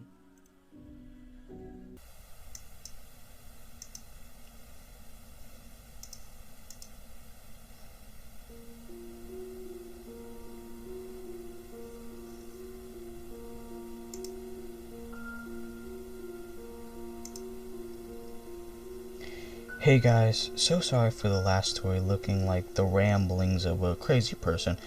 My migraine at the time just kept getting worse and worse, and by the time I was done writing, I couldn't even proofread it or stare at my screen any longer. I was literally shaking with pain, about to just kill myself and get it done and over with. Don't worry, I'm not suicidal. Well, by suicidal, I mean personally killing myself. I guess some would argue that what I did was suicide. In my opinion, it was more of a game, but hey, call me what you want, I honestly don't care. Anyways, I figure I'd leave one last quick update so I can let you guys know what's been going on, and it might just be the last day of my life. Let me explain. So I took my hard drive I saved for my laptop, and I had gotten rid of to a buddy of mine who was a programmer to check to see how the hell they hacked into my system. I wanted to keep it because I had some shit I wanted on it, and that had sentimental value, and I didn't want to find all the songs and movies I downloaded all over it. Anyway, he transferred the things that I still wanted over to my laptop and ran all the files to a program to check for abnormal files or viruses hidden in any of the transferred data. He didn't find any, so I was clear there. He downloaded some security software on my new laptop and gave me a few steps on how to avoid my security from getting breached. I probably should have told him that it wasn't just some random guy hacking my system, but if I got into details, it would possibly put him at risk, so I just thanked him and went on my way. As I was getting back to my hotel and going up to my room, I saw a man in a suit standing across the street just staring at me. I went inside, freaked out, and checked out the window every couple of minutes to see if he's still there. After a few peeks of him still looking at me, he got on his phone and eventually left. Shortly after, I went to a hotel, taking U-turns and backtracking to make sure I wasn't followed. I checked in and went to my room to check it out. I took my bug detector and went around the room. Nothing came up, luckily. As I went outside to get my bags out of my bag, I felt like I was being watched again. I looked around thinking I was just paranoid, but there and freaking again, there was a different guy in a suit just watching me. Holy shit, how many guys do they have watching me this time? And why haven't they just killed me already? Well, I'd find out soon enough. I went to my room and started thinking about everything that just happened to me since I killed Mike. I started thinking about the car crash I'd seen and the people I saw in it. After thinking for hours, the girl in the car that was T-boned, I did know her. remembered I did know her. She worked in a different branch for the company I used to work for. She didn't work on my building, and I didn't even know if she worked in the same city since my company was in several different states, but I was sure I'd seen her in my office dropping papers off to my boss. Why her, though? Was it a fluke? Then I thought about the cop afterward. No one was around when I killed Mike. There was no report on the news about it. I wore gloves so there wouldn't be any prints. And I torched the whole freaking car. What the freak is going on? Frick it, I had no idea. And I'm dead anyways. I went to my computer and opened it up to look up a good bar to get fricked up at. Another command bar was open and said, "We need to talk. Sunset Park, tomorrow, blank PM. Go to the south corner, come alone. If you pull anything, you'll be shot. Don't be stupid." Well, frick it. They know where I am. They know where I am anywhere I go. They have people everywhere, and I'm willing they'll go to any length to find me. Maybe they just haven't killed me yet because they want a private place where they can do it easy and do it and dispose of my body. I can't run anymore.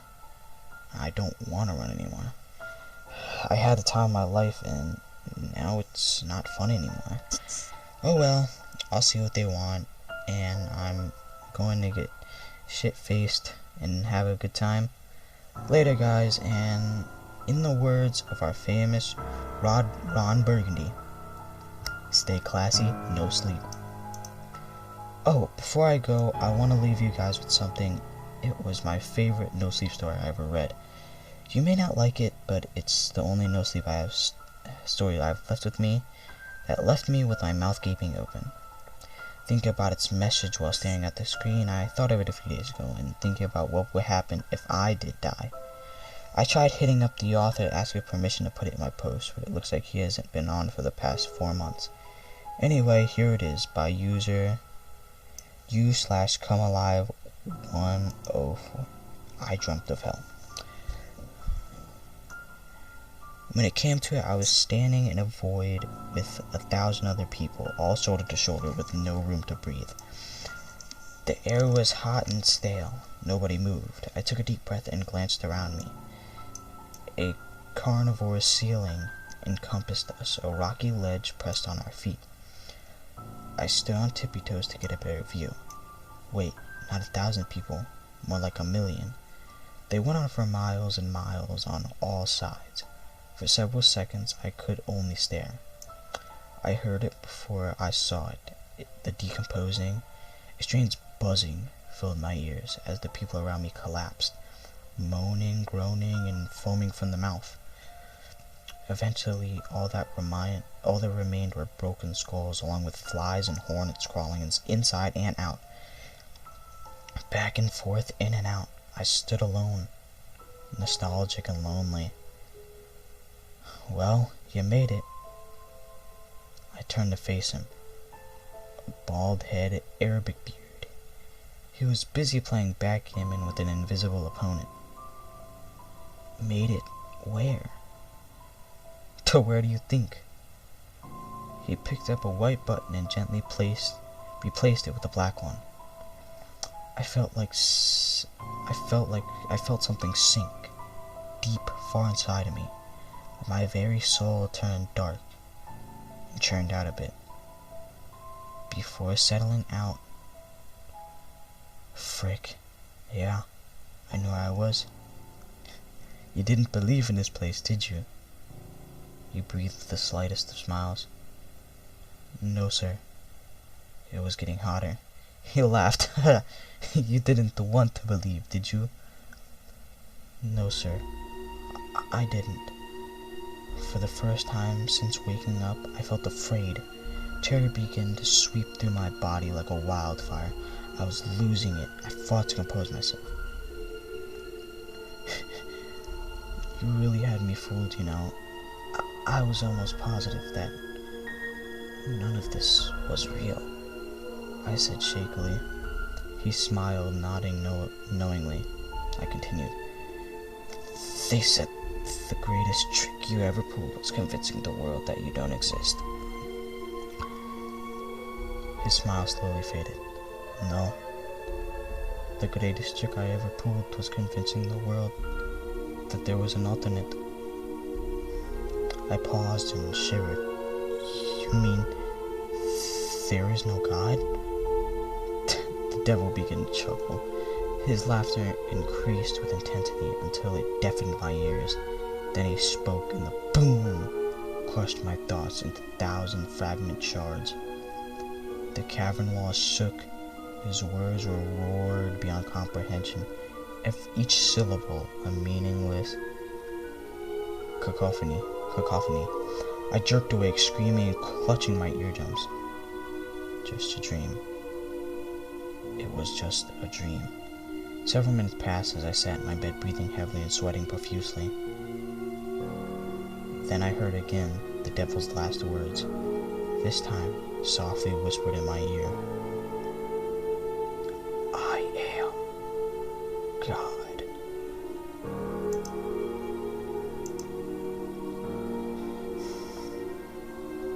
Hey, how's everyone doing this fine evening? So, the events of this update take place about 3 weeks ago. I'm warning you right now. Shit is about to get real and very freaking graphic. I'm not sparing a single detail with what happened, what I did to that sick guy. So, if you're not very good with gore, I suggest turning back now. Of course, all details such as locations, names, and intel would be changed for my protection. Anyway, for those who are still with me, let's continue, shall we? I had arrived at the warehouse around 5 p.m. or so and got out of the car.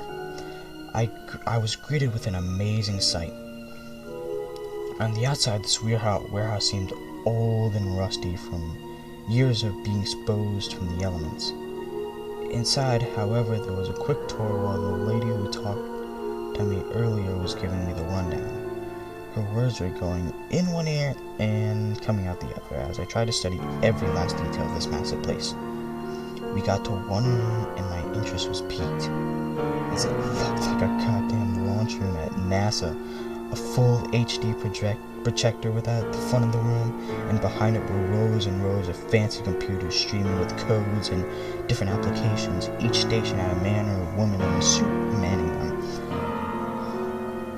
All of them had headsets on, seemingly finished up the day's work. I started walking around as the lady who recruited me was in mid-sentence, cut off by my body language showing I was no longer interested in whatever the frick she had to say about it. I was walking around looking at all the different monitors and looking at different applications on various screens, and it made me think I was on a spaceship. I didn't understand any of it. That was until I got to one man's workstation. Let's call him Mark. Mark was on his headset, clicking around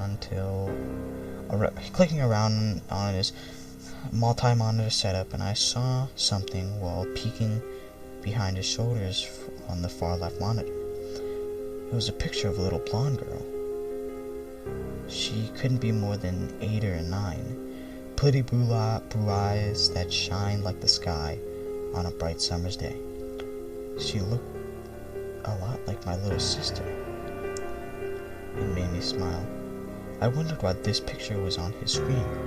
However, he was on an application. It wasn't his background or anything. I approached closer and tapped on his shoulder. He turned around and looked up at me, seemingly intrigued to what I was inquiring about. "Can I help you?" he asked with an upward inflection in his voice. "Yes, you can." I started here. "What's with the picture of the little girl?" I asked confidently, as if I'd just been hired on to run the freaking place. He gave a quick glance to the woman who brought me there, seeing if it was okay to talk to me. A quick nod on her head, and he continued. "It's a picture of a little girl that went missing 2 weeks ago. The mother thinks she knows who has her, but unfortunately the police are no help," he said. "So we have we have a search and rescue squad in the place or something? I asked quickly. No, sir. She had just put a hit out on this guy. Her old boss, a high-ranking banker who she used to work for, apparently a really sick frick. She sent us a picture in hopes that we might run into her at his place once we take care of the guy. Something happened inside of me right then. A kind of feeling that I can only describe as fate screaming in my face. I was supposed to be here. I was supposed to talk to this man. And I was supposed to ask my next question. Are there any other operators on this case already? No, sir, he said. It just came in earlier today. The woman had just gathered the funds to order us and to take care of it. I shot a quick glance over to my recruiter for the story's sake. For the story's sake, let's call her Anne. I'm taking this job as my first. Any objections? I said matter-of-factly. None. Nothing could be done to change my mind on this, even if I had to do it for free.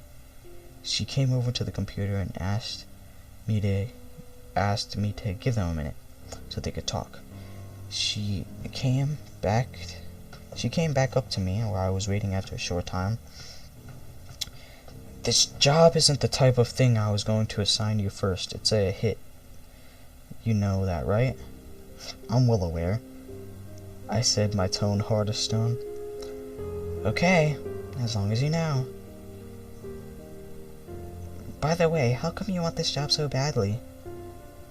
I can see it in your eyes like you knew that girl, she said. She reminds me of my little sister, I said, my eyes becoming heavy and glassy. And I can't stand it when motherfuckers that have anything to do with it harming children. You only have one childhood, one time to be innocent and carefree.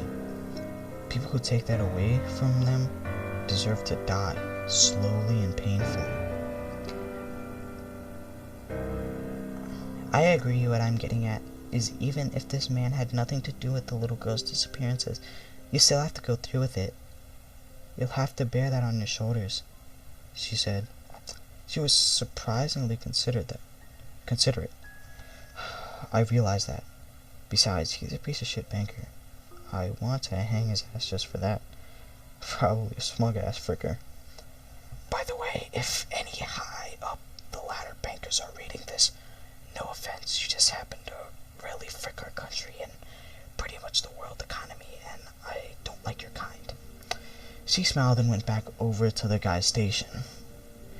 Ready for the details of the job, and ready for my hit cherry. As I sat down in an empty chair a few feet away from the man, a printer went off in front of me. It started spinning out info, maps, and schedules of my target. I started smiling again. I contemplating my future, the fact that I'd actually want a permanent job here. My thoughts broke when Mark walked in front of me and grabbed the papers. He returned to his desk, labeling some of the files, ordering them to make it more accessible to me. He grabbed the manila folder in one of his drawers and put the stack of papers in it. Ah, how the folder brought back memories of how I got into this whole mess. He handed it to me with a serious face before saying, "Good luck." I stood up and followed Anne's cue to follow her. We exited the room and started walking down a very long white hallway. She turned her head slightly to speak with me. "When do you want to do this job? Tomorrow? Probably would be best to get your head straight and focus." "Tonight," I shot out. "It's already 6:30, she said, stopping to see if I was serious. "You want to take all of this out in the next few hours?" "Yes," I said. I want this fricker now." I gave her a quick wink. My bloodlust for this man isn't going to quell until he's dead. She chuckled a bit. "Well, if you say so, it's not like it's her first time killing someone." Flashbacks hit me like a brick wall. Everything that had occurred in the past month or so came flooding into my brain like a summer monsoon. "You okay?" she asked, looking at me as I was lost in my own brain. Yeah, I'm fine. You guys got like an armory around this building? She smiled, that grin coming back to her face that I'd seen earlier returned for a moment. Yes, I'll show you the way. After you, I retorted. I brought some of my weapons with me since I was pretty much swept away to LA without a second's notice. We arrived at a steel door. A man behind a clear bulletproof glass window eyed me as we approached. Hey Stan, can you let us in? She said. Sure thing, Ann. Who's the new kid? He asked hesitantly. Mike's replacement? She said quickly, a weird mix of hatred and amazement washed over his face. I stared into his eyes, knowing this man had known Mike. Sorry, I muttered softly. No words had to be exchanged. I already knew. Were you guys friends? I asked quietly. Drinking buddies, really. No one is friends around here. And after all, we're not technically supposed to know each other. He went out after pounding a half a bottle of Jack, just to let you know. His scowl turned to a slight smile. You would have wanted it that way, muttering to himself with a gleam of remembrance in his eyes. Suddenly, he pushed a button and the door slid quickly open, revealing a sight that struck me with pure awe. Rows and rows of guns, ammo, and high-tech special ops glimmering in the fluorescent light. Take your pick, Anne said, smiling while looking at my face. I wish I could have seen my reaction. Probably only rivaled by a little kid arriving with his parents for the first time to a candy store. I started walking down the aisles, admiring at the massive collection of big kid toys they had in stock. We have a strict protocol when checking out guns and gadgets, she said. I'll update you with everything after you get back from your job. Now, pick out what you want, and I'll handle the paperwork for you. For when you get back. Sounds good to me, I said. A short summary of everything I got. 2 handguns, 2 suppressors, night vision goggles, a box of ammo, 4 extra mags, a black backpack, bolt cutters, a burglary kit, rope, black gloves, a military-grade knife, a military-grade axe, 3 flash grenades, a medical kit with EpiPens, and a slick black suit that seemed to be tailored just for me. There were a few other odds and ends. I just don't feel like diving into my memory and trying to type all these items out. I headed for the door again. You're planning on having quite a night tonight, aren't you? Anne said, quickly following behind me. If I get my way, yes. Yes, I am. The last few words trailing off under my breath. A metal box opened up beneath the glass window on inside of the armory. Inside of it was a clipboard with a handful of papers clamped down to it. I'll take care of the boring stuff for now. Just sign here saying that you're the one who checked these items out. I signed quickly, eager to get this started. Stan will be bringing this back tomorrow when I get in. I gotta show the newbie the process, she said. Stan gave her a quick nod and the door flew open. I flew out of it before realizing I didn't have a car at the moment. I turned around and looked at Anne, not noticing while flipping through the paperwork attached to the clipboard. She looked at me and said, Yes? Car.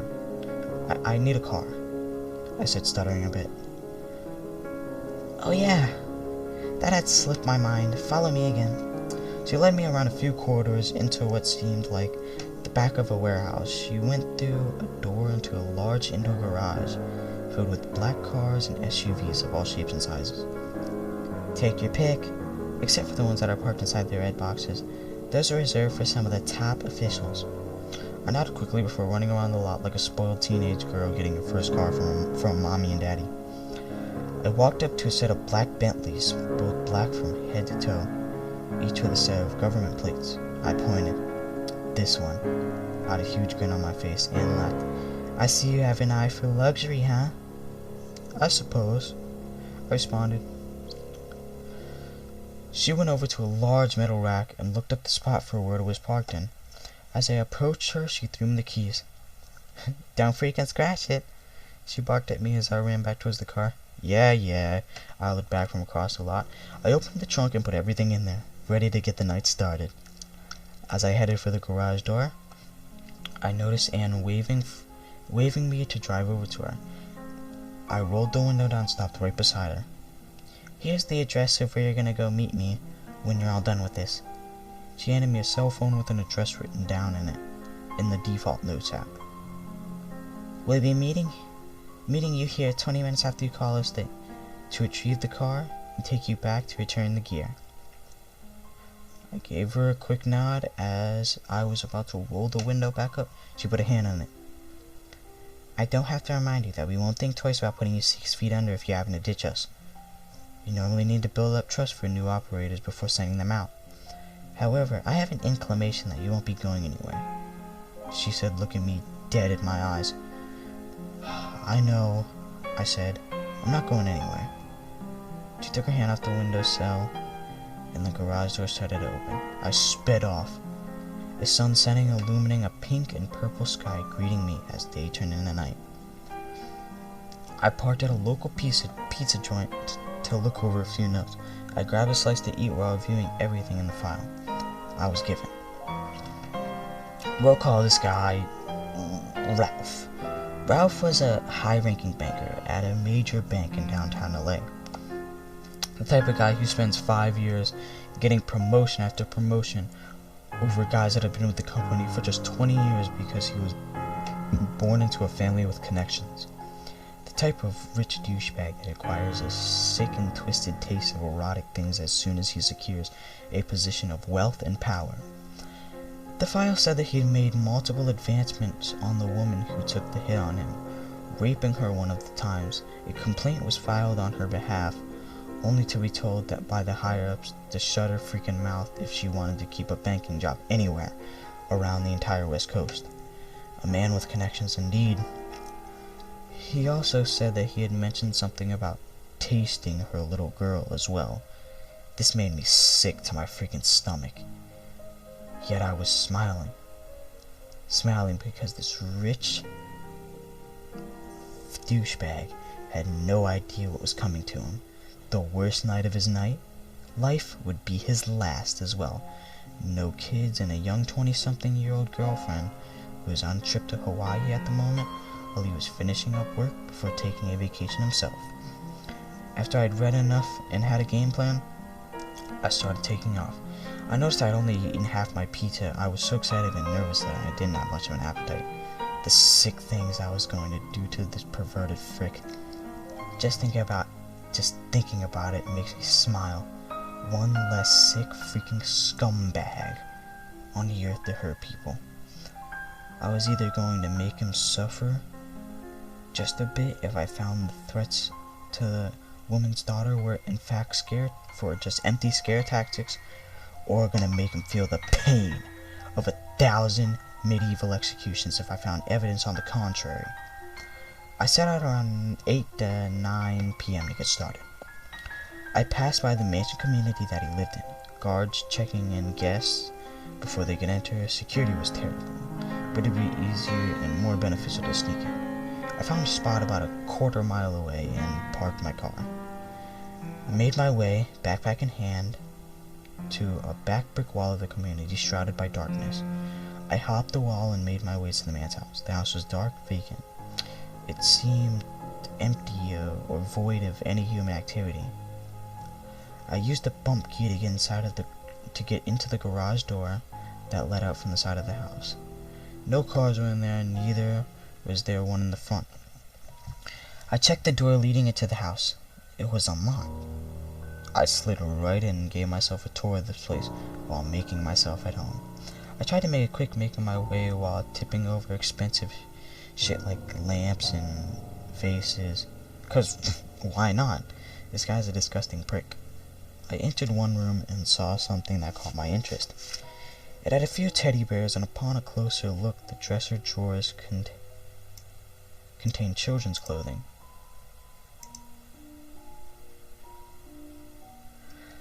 This guy didn't have any kids and was definitely not the type to have a niece or nephew stay the night.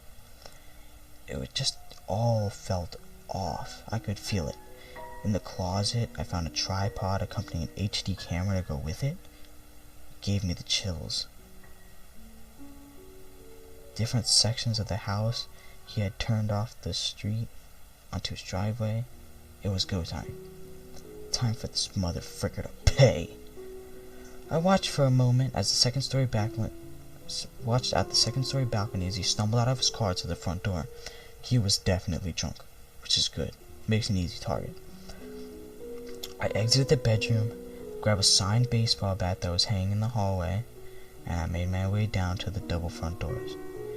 Just as I hid out of sight in the corner, he started walking past. He put the keys in the lock. The door opened halfway. He staggered inside. He kicked the door shut behind him and started walking towards the stairs. "Hi, Ralph," I said quickly while raising the bat to my side. His eyes widened like a deer in the headlights, realizing that someone was inside of his house who wasn't supposed to be there. Before he could do anything, I swung and knocked him straight on the side of his head, slightly above his temple. He hit the ground instantly, letting out a mix between a grunt and a whimper. He turned his head slightly, trying to get a look at me. I pulled the rope out of my backpack, tied him up as tight as I could. Those knot tying lessons in Boy Scouts really came in handy. I got him into the guest bedroom downstairs. I tied him up to the sink. He was fading in and out of consciousness, but he was starting to come to. I put a gag in his mouth and duct taped it shut. Then searched his pockets. He was looking at me. His eyes were not quite able to focus on me or what was going on. As I leaned down and lifted up his chin, I looked him right in the eyes. "Hey, Ralphie, buddy. How's it going?" The only thing I could hear was his muffled attempts to speak, probably to plead with me, telling me to take whatever I want and leave. "Don't worry, buddy. I'm not here to rob ya. I'm here for something else," I said in a cheery, upbeat tone. "I'm here for her." As I pulled out a picture of the little girl, his eyes widened, showing the realization and understanding of what was going on. Knowing how fricked he actually was, more muffled pleads follow. "You don't happen to have her, do you, buddy?" A shake of his head telling me no, but I know he was full of freaking shit. After all of his goddamn executive bankers.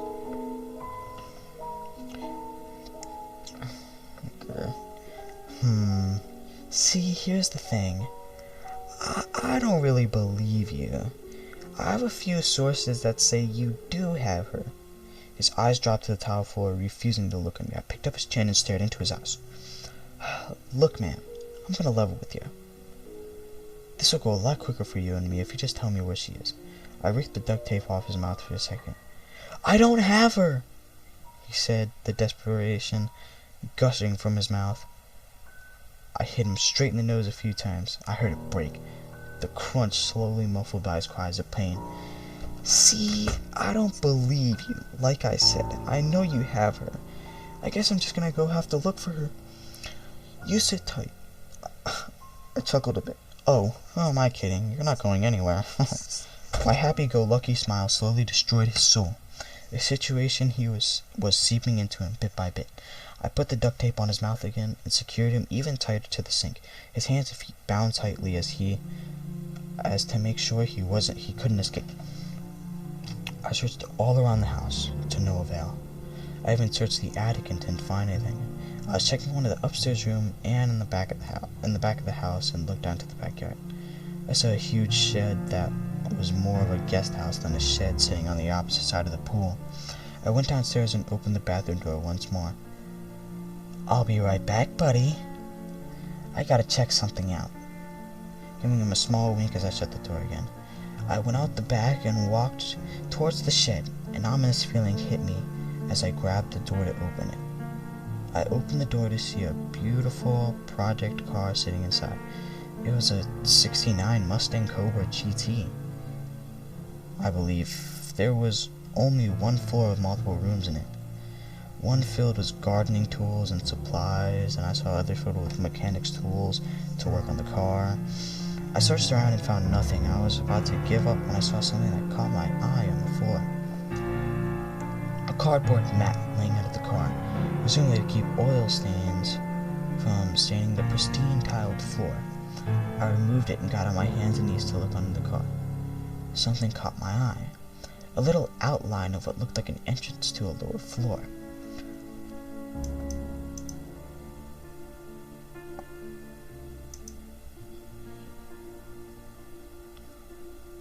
I looked around for the keys to the car and found them sitting on the shelf next to a few other items. I got in the car and opened the garage opening. Then I pulled forward to see what was underneath the car. As I got out and looked back into the garage, my suspicions were confirmed. It was a small trapdoor-looking entrance to a lower level. The only thing identifying was that there was a small outline where the door met the tile. I walked over and pried it open to find a staircase leading down to a dark pit below. I started walking down to see what this motherfricker was hiding down here. I hit the bottom of the stairs, feeling the whole time for a light switch. I finally found one, lighting up the whole room and lighting up the most disturbing scene I had ever witnessed. It was something straight out of a freaking horror movie. It looked like a dungeon, a few cages along with both small and large shackles.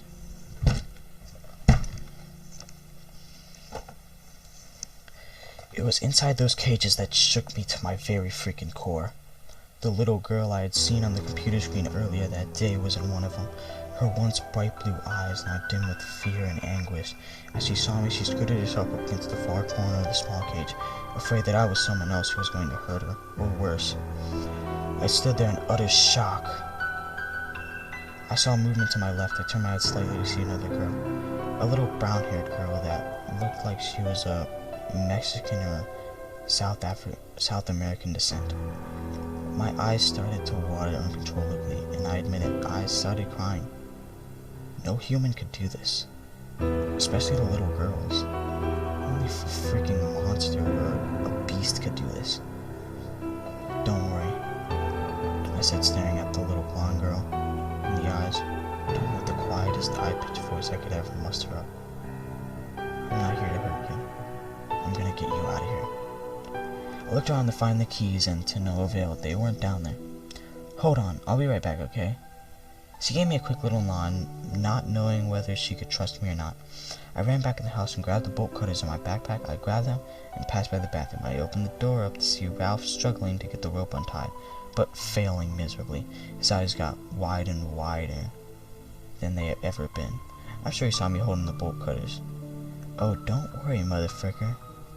I'm not gonna be using these on you quite yet. A little whimper escaped through the duct tape as I closed the door. I ran back to the shed and garage, out back, and flew down the stairs. As I entered the little girl's view, she crawled back into the corner cage, assuming because she thought I was gonna use the bolt cutters on her.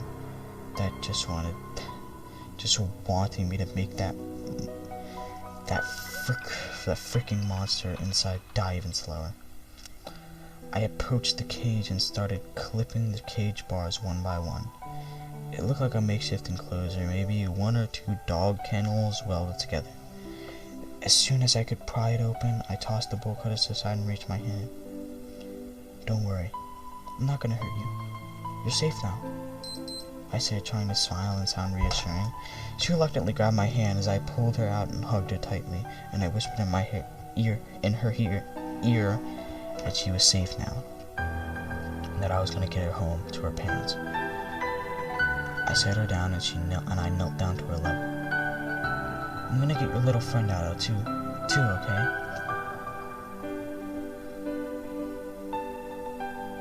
So please sit tight until I get her out.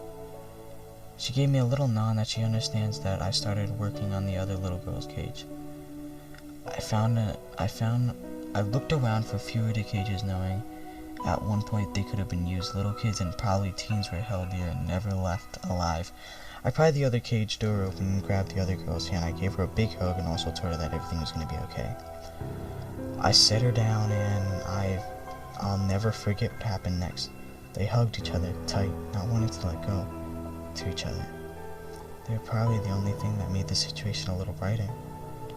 Able to talk to one another in the pitch black to pass the time, I touched each of them on the shoulder, and I told them that it was time to go home now. They each grabbed one of my hands and led them out of that hellhole. As much as I wanted to tear the man inside to frickin' pieces, I needed to get these little girls to safety first. I called up Ann and gave her the lowdown. I asked her if she could pick the girls up and take them to a police station. I called the front gate and acted like Ralph, letting them know I was expecting a visitor. 20 minutes later, Ann arrived. Before putting them in the car, I knelt down and said, "Okay, guys, this nice lady's name is Ann.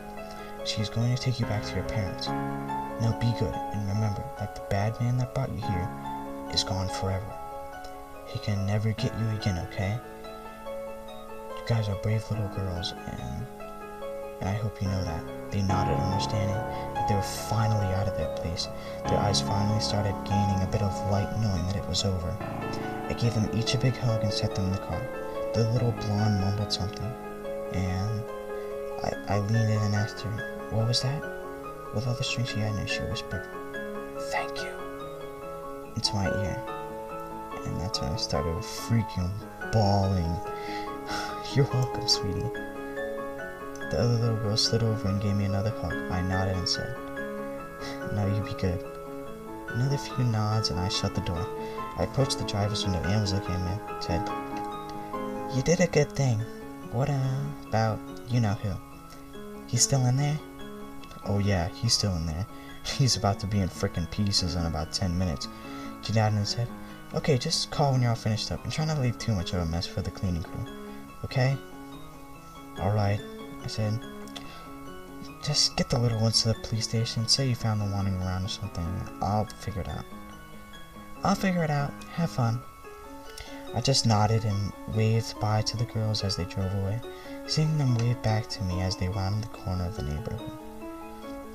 I slowly walked back inside the house.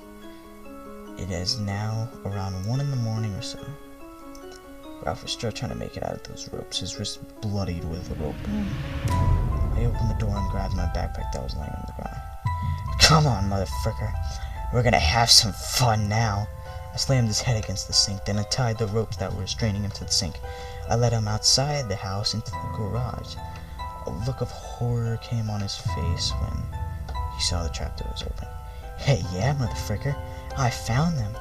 They're gone now, and you're never gonna bother them again." I shoved him down the staircase. He tumbled like a rag doll. He was defeated, and he knew it. He knew that's the last time he'll ever be able to see the outside again. I just had him to chain him up to the middle of the floor, and went back up to close the hatch. More useless whimpering came out from the duct tape that was resting on his face. I ripped it off again and threw it to the side. I wanted to hear him scream and beg for mercy. The mercy he never thought twice about giving to the people he held down here. "Please, I was forced to do this. It wasn't my fault. I swear." He kept going on and on. I grabbed his broken nose and twisted it sideways. The pain instantaneously transmitted to his brain. "We're just getting started, my friend. Crime is a bitch." He slumped down, looking like a sorry-ass sack of potatoes. "Please, God," he pleaded. "Please, let me live. I don't want to die." I popped the cap to one of the EpiPens and jammed it into his leg. While injecting it into him, I looked into his eyes and said, "I'm the only God with you right now." Shit gets graphic here, so just a heads up. I took my 9mm and screwed a suppressor on it. I held up to his right foot. Boom! 3 shots in between his ankle and his Achilles tendon. I did the same thing for his left foot. I then threaded my remaining rope through the holes and hung him from the piping on the ceiling. He was hanging there upside down. I took the bolt cutters and severed the tendons on the back of the knees. His screams were music to my ears, each one retribution for the horrible act he had committed in this very room. I then pulled my gun and popped 2 rounds into his kneecaps. One of his Achilles snapped under the weight, and with it came a cry of pain. Before the other one snapped, he used the bolt cutters to cut it halfway through, letting the rest snap under his own weight. I stripped him down to his boxers, him lying in a mess of his own blood and sorrow on the concrete floor. I stomped his balls until one of them felt like it burst. I took my other EpiPen and injected into him. I wanted him to suffer through this.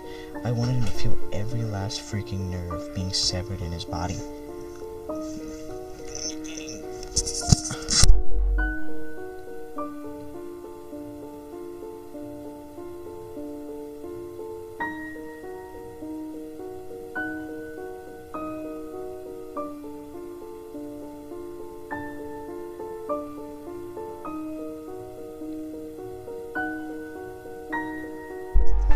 Every last nerve in his body.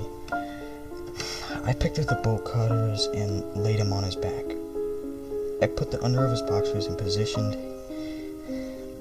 his PP in between the edges.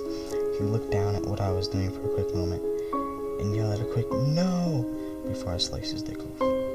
Instantaneously, he started bleeding even more. Finally, I put my gloves on and found his severed penis. I picked it up and forced his mouth open. I shoved it in there and taped it shut. He was going to eat his own freaking penis, just like I'm sure he made other people do. Other freaking kids do down here. I sat against the wall watching the life drain from his eyes. Lastly, I went back up the stairs and grabbed some fuel from the garage. I slowly poured it all over his body and getting in all of his wounds. I packed up what was left into my backpack and put it on. You brought this on yourself. I hope you freaking understand that in your last minute of life, with this freaking scum.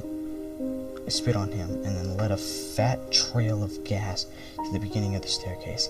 I set it ablaze and watched the flames engulf him, swallowing him whole. He was going to be taken from hell on earth to actual hell.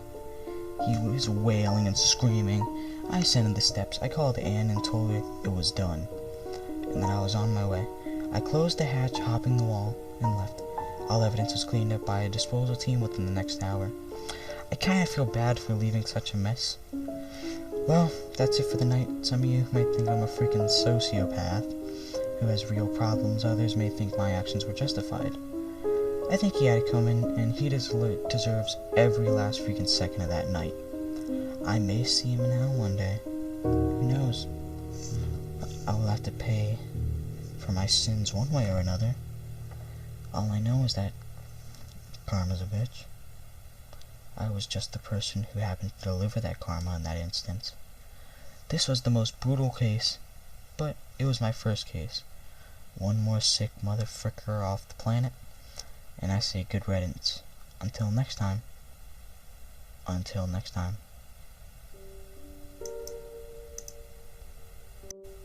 Hey there kids, Psycho Dude Horror here.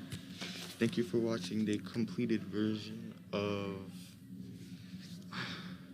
the day I was hired. The day I hired a hitman on myself.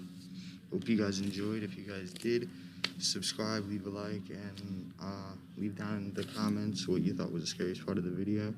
So again, thank you for watching this completed version. I know it was 2 hours long and it took up a lot of space on my computer, but I did it for you guys. So thank you, and I'll see you guys in the next story. Stay scary.